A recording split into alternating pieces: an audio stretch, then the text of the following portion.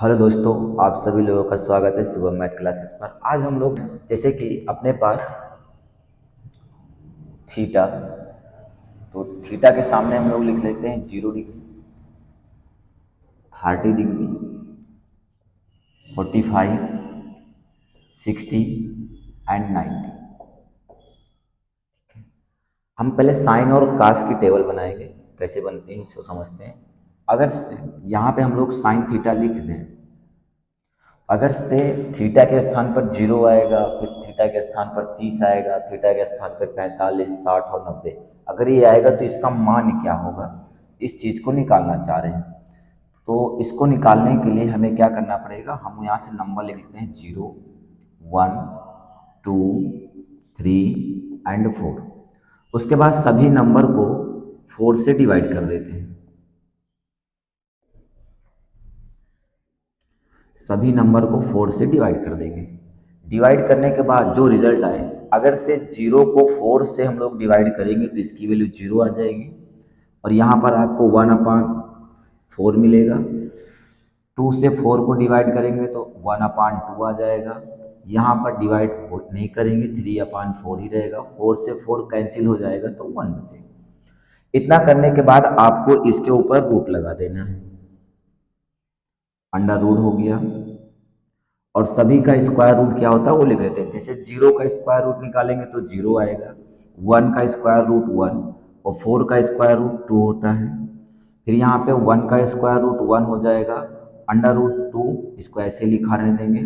यहाँ पे under root 3 और 4 का स्क्वायर रूट 2 हो जाएगा, और 1 का स्क्वायर रूट। और साइन थीटा की जो वैल्यू होती है, अगर से साइन 0 की बात करेंगे तो 0 हो जाएगा, साइन 30 की बात करेंगे तो 1/2 हो जाएगा, साइन 45 की बात करेंगे तो 1/√2 हो जाएगा, और साइन 60 की बात करेंगे तो √3/2, और साइन 90 की वैल्यू 1 होती है। और इसी तरीके से हम लोग कास थीटा निकाल लेते हैं। जो कास थीटा होता है साइन थीटा का अपोजिट लिख दिया जाए।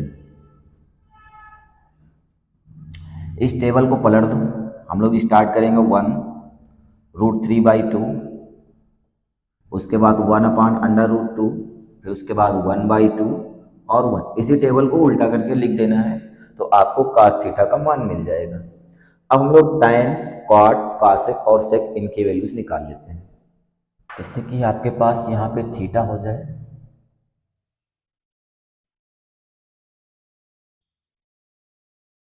यहाँ पे 0 डिग्री, 30, 45, 60 एंड 90, ये आ रहा है। अब यहाँ पे पहले अभी हम लोगों ने साइन थीटा की टेबल बनाई हुई थी। जो साइन थीटा, अगर साइन 0 की बात करेंगे तो 0 हो जाएगा, साइन 30 की बात करेंगे तो 1/2, साइन 45 की वैल्यू 1/√2, साइन 60 की वैल्यू √3/2, और साइन 90 की वैल्यू 1। तो अगर इसी टेबल को हम लोग पलट दें तो अपने पास कॉस थीटा का मान आ जाता है। कास थीटा इसका उल्टा कर दिया जाए 1, इस टेबल को पलट दिया जाए √3/2, 1/√2, 1/2 और 0 आ जाएगा। इसके बाद हम लोग निकालेंगे टेन थीटा का मान। टेन थीटा कैसे निकालते हैं, हम लोग को पता है कि जो टेन थीटा होता है वो साइन थीटा बटे में कॉस थीटा होता है। ठीक है, अगर से इन दोनों टेबलों को आपस में डिवाइड कर दें तो अपने पास टेन थीटा का मान आएगा। 1 और 0 को 1 से डिवाइड करोगे तो अपने पास 0 आ जाएगा, 2 से 2 कैंसिल हो जाएगा तो 1/√3 हो जाएगा। यहाँ पे अंडर रूट 2 से अंडर रूट 2 कैंसिल हो जाएगा तो 1 आएगा, 2 से 2 कैंसिल होगा तो √3 हो जाएगा, और 1 को जब 0 से डिवाइड करोगे तो इसका मान इनफाइनाइट हो जाएगा। ठीक है, सेम तरीके से कॉट थीटा का मान निकाल लेते हैं। कॉट थीटा का मान निकालने का मतलब है इस टेबल को पलट करके लिख दिया जाए। तो सबसे पहले इनफाइनाइट, उसके बाद √3, फिर 1, फिर 1/√3, उसके बाद 0। इसी तरीके से सेक थीटा और कासेक थीटा का मान निकाल लेते हैं। सेक थीटा, सेक थीटा का जो फार्मूला होता है हम लोगों ने पढ़ रखा है अपने पहले लेक्चर में कि जो सेक थीटा होता है वो 1/cos थीटा के बराबर होता है। तो सेम काम यहाँ पे जो cos थीटा का मान है इसका उल्टा कर दिया जाए।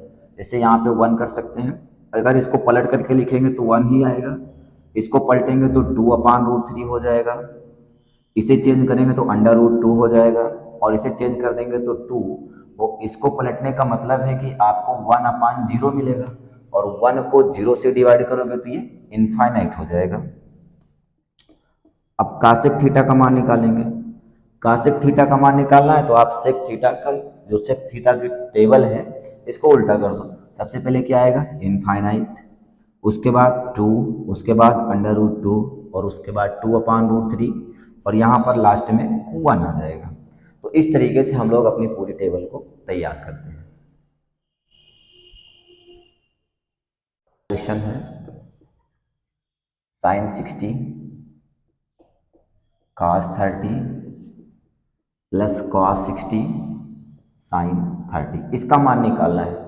तो अपने पास जो टेबल अभी बनाई गई थी वहाँ पे जो sin 60 की वैल्यू थी वो √3/2 थी, इसके बीच में इंटू लगा दूं। cos 30 की वैल्यू क्या होगी, √3/2 होगी, प्लस cos 60 की वैल्यू क्या आएगी, 1/2, इंटू साइन 30 की वैल्यू 1/2। √3 से √3 के साथ मल्टीप्लाई करेंगे तो 3 हो जाएगा, 2 का 2 के साथ मल्टीप्लाई करेंगे तो 4 हो जाएगा, 1 का 1 के साथ मल्टीप्लाई करेंगे तो 1 हो जाएगा, 2 का 2 के साथ मल्टीप्लाई करेंगे तो 4। अगर से डिनोमिनेटर सेम होगा तो हम लोग नोमिनेटर को ऐड कर सकते हैं। 3 + 1 अपान में 4 हो जाएगा, 3 में 1 ऐड कर देंगे तो 4/4 हो जाएगा, 4 से 4 कैंसिल हो जाएगा तो 1 आएगा। इसका जो मान है sin 60 cos 30 plus cos 60 sin 30, इसकी वैल्यू 1 आएगी। ये आपका पहला क्वेश्चन। क्वेश्चन नंबर सेकंड, यहाँ पे है sin 60 cos 45 plus cos 60 sin 45, ये मान है। अब हम यहाँ पे पहले sin 60 की वैल्यू लिखेंगे। जो sin 60 की वैल्यू होती है √3/2 होती है। cos 45 की वैल्यू जो होती है 1/√2 होती है।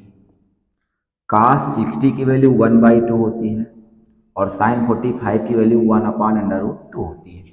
√3 का 1 के साथ मल्टीप्लाई करेंगे तो √3 हो जाएगा, 2 को √2 के साथ मल्टीप्लाई करेंगे तो 2√2 हो जाएगा, प्लस 1 का 1 के साथ मल्टीप्लाई कर देंगे तो 1 आ जाएगा, 2 का √2 के साथ मल्टीप्लाई करेंगे तो 2√2 हो जाएगा।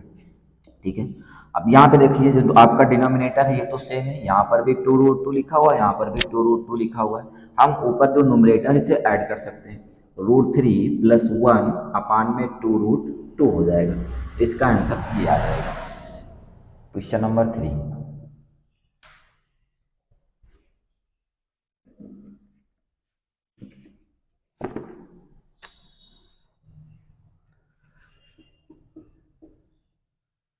tan 30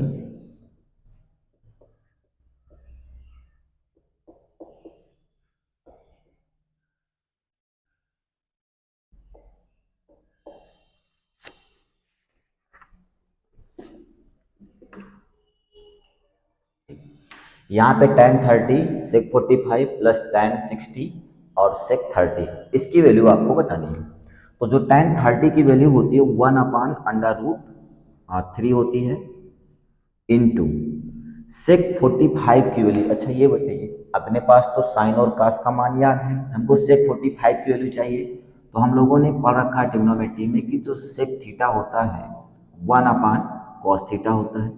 अगर से cos थीटा की वैल्यू को उल्टा कर दिया जाए तो sec थीटा की वैल्यू आएगी, और cos 45 की वैल्यू 1/√2 होती है। अगर आप उसको इन्वर्स करोगे तो आपको मिलेगा √2। तो इसका मतलब sec 45 की जो वैल्यू होगी 1/√2 होगी, प्लस tan 60 की वैल्यू √3 होती है, इंटू sec 30 की वैल्यू। ठीक है, अगर आपको sec 30 की वैल्यू चाहिए तो अगर आपको टेबल नहीं याद है तो आप cos 30 की वैल्यू देख लो।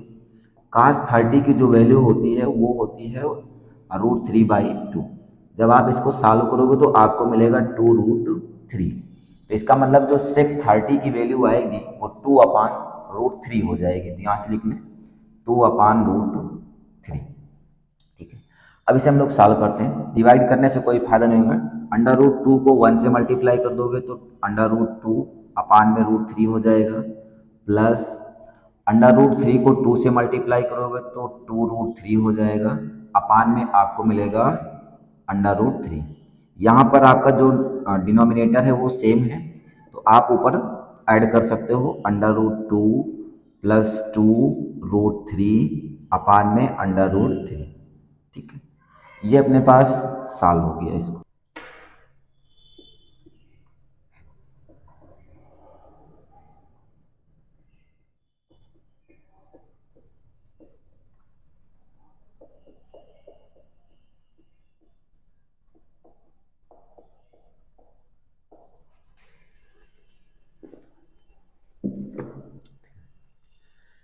यहाँ पे साइन कॉस 30 प्लस साइन 60 अपान में 1 प्लस कॉस 60 प्लस साइन 30, इसकी वैल्यू हमको बतानी है क्या होगी। ठीक है, तो पहले यहाँ पे हम लोग अपने टेबल में जो इसकी वैल्यूज होती हैं उन सारी चीज़ों को लिख लेते हैं।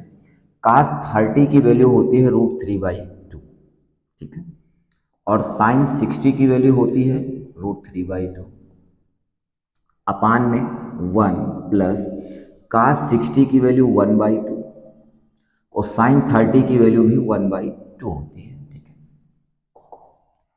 कॉस 60 की वैल्यू 1 बाई टू और साइन 30 की वैल्यू 1 बाई टू। अब इसे हमें कैलकुलेट करना। देखिए, अगर से इसका डिनोमिनेटर सेम है तो हम ऊपर ऐड कर सकते हैं root three plus root three upon में टू हो जाएगा, और यहाँ पर आ जाओ, देखो ये दोनों चीज़ें सेम है, वन प्लस इतने को सॉल्व करेंगे तो वन प्लस वन अपान में टू हो जाएगा।